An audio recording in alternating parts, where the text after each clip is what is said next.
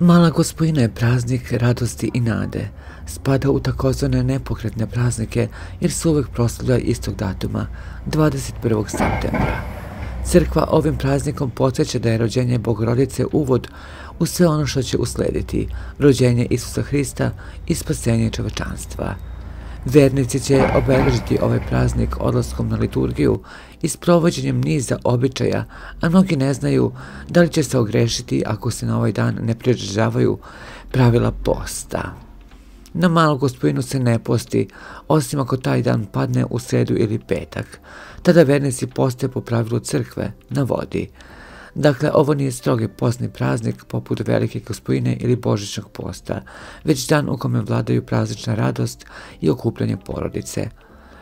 Kako Mala Gospojina pada ove godine u nedelju, trpeza bi trebalo da bude mrsna ili raskošna. U tradiciji srpskog naroda Mala Gospojina se smatra i krajem leta, početkom jeseni. Ljudi su verovali da tada počinje period kada se uzima zimsko ruho, da se priroda polako umiruje i priprema za zimu. Običaj je bio da se na ovaj dan ne radi ništa teško u polju, već da se porodica okuplja oko trpeze i molitve.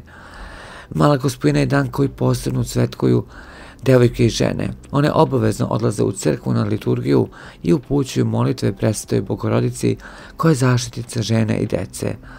U narodu se veruje da deca koja se rode na Malu Gospojinu imaju posebnu zaštitu i blagoslov Majke Božije. Veruje se da na dan rođenja Presvete Bogorodice ništa ne bi trebalo davati iz kuće, da sreća ne bi izašla. Mnoge porodice u Srbiji Malu Gospojinu slave kao krsnu slavu.